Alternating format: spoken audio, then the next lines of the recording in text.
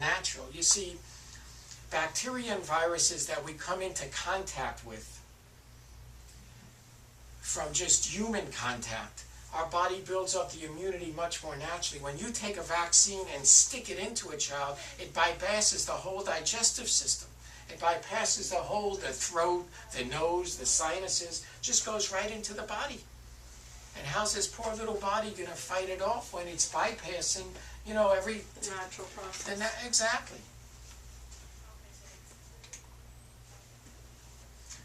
Another thing that's probably neglected a lot is you can't believe how children, perhaps even in the womb, kind of know how happy we are and how happy our environment they're in. When they're in an environment where there's a lot of stress, it affects them emotionally also, and it's going to affect their immune system. They can sense it somehow. The capabilities of the immune system are diminished after activation of the autonomic nervous system in the case of chronic stress. In other words, when a child is stressed, whether it's the physical, chemical, or emotional, and their autonomic nervous system is firing, another word for autonomic nervous system is called what we call the fight or flight. That means their body is just there, it's beating faster, right? They're running around. It just, their immune system will be weaker under those times. So here we have the three things: the physical, the chemical, and the emotional. Now, when there's nerve interference, that's what happens when the vertebra out of alignment in the neck put pressure on these nerves. It's going to lower the resistance. You're going to have poorer lymphatic drainage. It's going to constrict the eustachian tube. That's where the fluid kind of builds up. And perhaps due to all the things we've talked about, from the birth process to kids falling when they're learning how to walk, 80% of them may well have interference somewhere in the neck. How do we know? We're going to talk about that pretty shortly soon. So what are our options for care? Well, as you know, we talked about the standard medical treatment is just antibiotics, whether it's viral or not, whether it's a drainage problem or not. It's almost always the amoxicillin. Surgery is second. We have research, though, that goes back as far as that shows that antibiotics are no more effective than the body's own immune system. And what I want you to know is that the pediatricians, for the most part, know this. They know that the antibiotic is only effective with bacteria. It's only effective with certain bacteria also. It's only effective in an acute problem. So a kid who keeps getting ear infections, the antibiotics are not the answer for it. And the pediatricians, they know it. They just don't have any other answers to it. So this was a study done, The Lancet. The Lancet is a medical journal, not a chiropractic journal. And it showed that regardless of how kids were treated medically with antibiotics, with the surgery, with tubes and surgery, and those who had no treatment, they found no significant difference. Now, if there was no difference between having no treatment or putting your kid under anesthesia and having a scar cut into his ear canal so that they can stick the tube in, which one would you You're making me feel horrible because my son just got his tubes put in before I started coming here. It's certainly not your fault, but it's an educational experience for you, and we're going to make sure, there's a good chance his body might reject those tubes. How long ago did you have them put in? 2 weeks ago. There's a good chance his body might say, I don't want you in here, and it's going to try to reject it just as if it's a foreign thing. That's and what if that's the case, that's what they wanted to do to Ricky, put those tubes in. But, we didn't do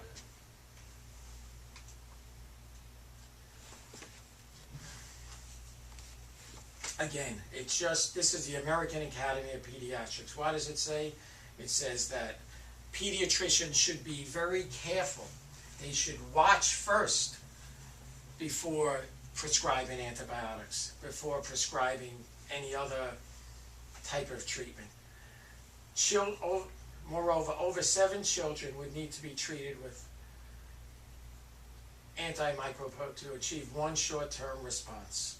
In other words, in more cases than not, it's going to almost do more harm than good. other problems lead from taking antibiotics. Like I said, these antibiotics are just not smart enough to know who are the good bacteria, who are the bad bacteria. When you kill the good bacteria, you create new problems, like allergies, like asthma.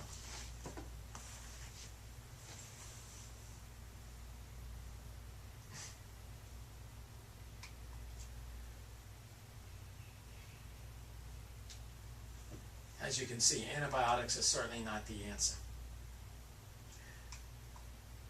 How do we know if your child can be helped with chiropractic care? That's a question a lot of people know. Well, let me tell you something. It's the same way as if adults come in to me also. We have adults coming in, whether their head hurts, their back hurts, their shoulder hurts. How do we know if they're chiropractic patients? We never know until we check them. But now we know we have ways to check a spine to see if there is nerve interference. As you're going to see, this is one of the newer things that we have now, which we can use on children as well as on adults. And it's called a thermal scanner. And what it does is pick up heat readings on each side of the spine to see if there's any irritation to the nervous system. This does not most people think it correlates to pain, but it's not to correlate with pain. It's to correlate if there's any interference with the nervous system. Now, 80% of the nerves that come out of our spine have nothing to do with pain. They have to do with function. They have to do with making sure your legs can walk, your stomach can digest, your lungs can breathe, your immune system can stay strong. So yes, the nervous system even controls the immune system. And this is one new way we have. We can't certainly ask a child, how do you feel today when they don't even talk? But we have ways. This is one way that we have now. It's newer technology. I don't know, we only have it a couple of years. I don't think we even had it when your kids started coming in, George. But as you can see here, areas where you see red areas or blue or green areas are usually what we call patterns, which mean that the nervous system is being interfered with or irritated with, and it's blocking the body's ability to function its best. Now, can these be corrected? Without a doubt.